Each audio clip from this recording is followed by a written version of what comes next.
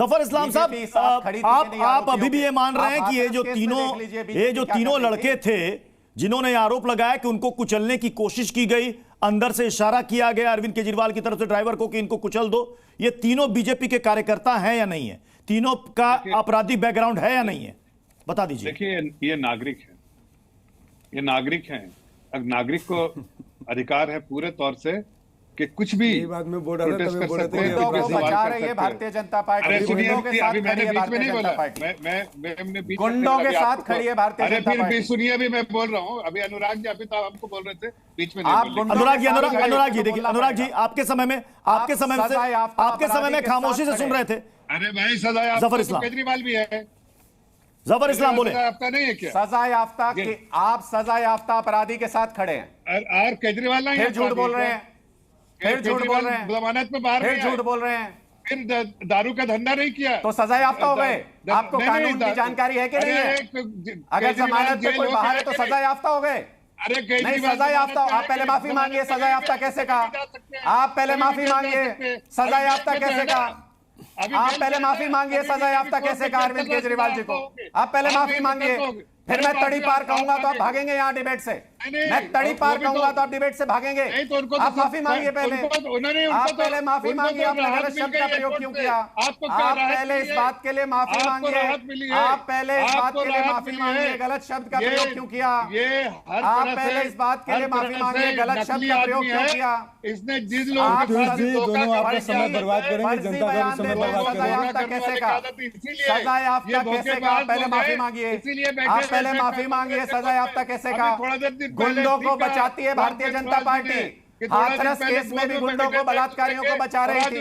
Unnao case में भी गुंडों को, बलात्कारियों को बचा रही थी। कठुआ केस में भी गुंडों को, बलात्कारियों को बचा रही थी भारतीय जनता पार्टी। हर जगह गुंडों और नहीं, जफर इस्लाम जी, नहीं, जफर इस्लाम जी एक सेकंड। जफर इस्लाम जी, पहली बात की कथित शराब घोटाले में अभी तक कोर्ट ने निर्णय नहीं सुनाया है, सजा नहीं हुई है, मामला चल रहा है, इसलिए आप किसी को सजा याफ्ता नहीं कह सकते। आप, मैं कह रहा हूँ कि जी बेल पे है ना भाई, वो हाँ बेल पे है, हाँ, कल सजा, लेकिन सजा नहीं हुई, सजा नहीं हुई। आप शब्द वापस लीजिए।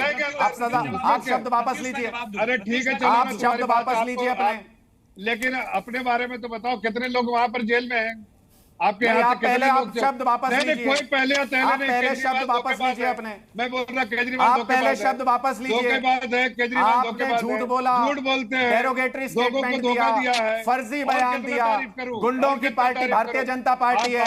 कुलदीप सेंगर के साथ भारतीय जनता पार्टी खड़ी होती है। उन्नाव में, कठुआ में, उत्तराखंड में बलात्कारियों के साथ खड़े होते हैं। कितने उम्मीदवार, कितने प्रत्याशी दागी हैं, किनकी कितनी आपराधिक पृष्ठभूमि है, कौन किस नेता के साथ फोटो खिंचा रहा है, ये पता नहीं। ये सिलसिला ना जाने कितने सालों से चल रहा है, खासतौर पर सोशल मीडिया पर, क्योंकि अब किसी से कुछ भी छिपा नहीं है। बिल्कुल। क्या ये बड़ा मुद्दा है क्या? देखिए, बड़े कमाल की बात है। हाँ। मैंने क्या कहा था आपको, दो चोर चोर मौसेरे भाई। हाँ। एक कहावत है, अन्यथा हाँ। मत लीजिएगा। तो किस तरीके से तू तड़ाक करके एक दूसरे का यहाँ पे आपका और हमारा और जनता का वक्त खा रहे हैं। ये नहीं पूछेंगे केजरीवाल ने क्या किया, वो नहीं पूछेंगे मोदी जी ने क्या किया। अरे जो भाजपा मुगलों को, मुसलमानों को आक्रांता बताती है। तो लोकसभा चुनाव में आप भी नहीं पूछते थे कि केजरीवाल जी ने क्या किया? सुनिए, जो कहते थे मुसलमान इस देश में आक्रांता है, मुगलों के वंशज है। मेरे भाई जफर इस्लाम को यहाँ पे प्रवक्ता बना दिया, तो मुझे तो बड़ी खुशी है कि उन आक्रांताओं के वंशज के व्यक्ति को भाजपा ने प्रवक्ता बना दिया। तो चलिए, तो भाजपा के अंदर कुछ तो सुधार आ रहा है,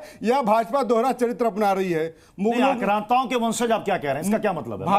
भाजपा कहती है मुगल इस देश में आक्रांता थे, और जो इस देश में मुसलमान है वो आक्रांता है। तो उनके वंशजों को अगर भाजपा ने प्रवक्ता बना दिया है, तो दोनों पार्टियों आई है, मुसलमानों को भी अपनी राजनीति मिला रहे हैं, सद्बुद्धि आई है। तो ये कहने का मतलब है, लेकिन आक्रांता है। इसलिए जफर इस्लाम जी, आप ये बता दीजिए, जफर इस्लाम जी आप ये बता दीजिए, चोट की बात है, सारंगी जी को संसद भवन में चोट लग जाता है और आईसीयू में चले जाते हैं, और दूसरे दिन एकदम चंगा होकर निकल जाते हैं, जैसे अमृत स्नान कर लिया हो और घाव पट्टी एकदम साफ। अरविंद केजरीवाल के ऊपर हमला हो जाता है, अरविंद केजरीवाल एकदम दूसरे दिन आके सड़क पे कहते हैं मैं प्रचार करूंगा। तो दोनों ढोंगी हैं, दोनों ही जनता, दोनों ही पार्टियों को बेनकाब कर चुकी है, दोनों ही जनता के साथ धोखा कर रहे हैं। और भाजपा से आप पूछिए ना, देखिए जैसे मोदी जी कहते थे हम सभी किसानों को आय दुगनी कर देंगे, डबल मकान पक्का कर देंगे। केजरीवाल ने कहा हम बिजली मुफ्त कर देंगे, शिक्षा मुफ्त कर देंगे। इन लोगों ने जनता का जीना मुफ्त कर दिया। जनता को अगर केजरीवाल को 2 मिनट में हॉस्पिटल पहुंचाते हैं, सारंगी जी 2 सेकंड में हॉस्पिटल पहुंचाते हैं। अगर दिल्ली की आम जनता परेशान हो तो क्या उसके लिए इतनी सुविधा है कि 2 मिनट में पहुंच जाए?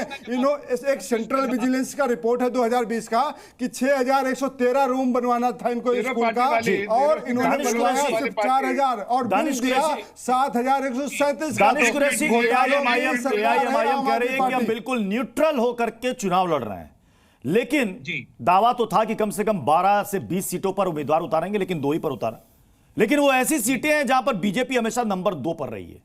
यहां पर अगर वोट कटेगा तो फायदा किसे पहुंचेगा?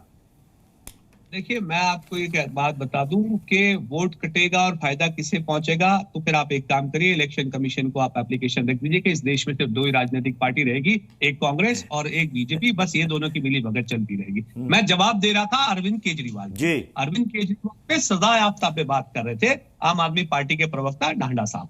मैं ये पूछ रहा हूं कि उनको जमानत मिली है, इसमें कोई दो राय नहीं है, लेकिन ये जमानत कंडीशनल इसलिए आगे खड़ी हो जाती है कि आपको सीएम की पोस्ट पे वापस नहीं जाना है और एक भी डॉक्यूमेंट साइन नहीं करना है। तो ये एक तरीके से कंडीशनल चीजें ही हैं। आप देखिए, वरना अगर बिल्कुल क्लैरिफिकेशन होता। आप बात बताओ, खत्म, रुकिए, इंटरप्ट मत कीजिए, मैं बताऊं आपको। मुझे ये बताइए, कर रहे हैं सुप्रीम कोर्ट ने कोई रोक नहीं लगाई, कोई रोक नहीं लगी, झूठ बोल रहे हो। नहीं, आप झूठ बोल रहे हैं, मुझे बताइए, ऑर्डर बताइए, कोई रोक नहीं लगी, झूठ बोल रहे हो। यही मैं कह रहा हूँ, ये आप झूठ बोल रहे हैं। आम आदमी पार्टी बीजेपी वाले 3 बार गए, 3 बार सुप्रीम कोर्ट में। सुप्रीम कोर्ट ने कहा मुख्यमंत्री बने रह सकते हैं, 3 बार कहा सुप्रीम कोर्ट ने। इनको फाइन लगाया 50,000 रुपए का। बीजेपी के बंदे पीआईएल लगाने गए थे, इनको फाइन लगाया। अरे डांडा साहब, फाइन लगाया सुप्रीम कोर्ट ने। अरे सबको पता है, पढ़ा लिखा कीजिए कुछ, सबको पढ़ा लिखा कीजिए कुछ। आपको नहीं पता। अरे अनुराग भाई, कुछ दिल्ली की तरक्की बता देते। पिछले 10 सालों में दिल्ली में आपने क्या किया? दिल्ली को आपने ना बता दिया, ना पीने का पानी दिया, ना खाने का भोजन दिया। रामकृपाल सर, आप कह रहे थे कि ये त्रिकोणीय मुकाबला है, लेकिन कुछ लोग कह रहे हैं फ्रेंडली फाइट है। तो ये फ्रेंडली फाइट किसके बीच चल रही है? जरा क्लियर कीजिए पिक्चर। देखिए रामकृपाल सर, दानिश कुरैशी जी ने कहा कि तीनों गड़बड़ हैं, लेकिन झा साहब ने, दीपक जी ने बार बार वो 2 कह रहे हैं। इसका मतलब है कि दानिश कुरैशी की पार्टी को छोड़ रहे हैं, सिर्फ बीजेपी और आपको ही कह रहे हैं। दानिश कुरैशी ने 3 महीने 13 में नहीं, एक मिनट मेरा ये कहना है कि बस करेक्ट किया। आरोपी और सजा याफ्ता निश्चित तौर पर 2 शब्द हैं, लेकिन यही कांग्रेस है। लालू प्रसाद तो सजा याफ्ता है ना। आज भी कांग्रेस और इंडी गठबंधन से पता नहीं, आप भले निकल गई हो या आप वहां है, कांग्रेस निकल गई हो, लेकिन मेरा कहना है कि राजनीति में ये चरित्र चित्रण करने के बजाय मैं सिर्फ एक बात कह रहा हूं कि मुद्दों पर आइए और देखिए, अब लेवल प्लेइंग फील्ड बना दिया है। अब किसकी बात पर जनता ज्यादा भरोसा करती है?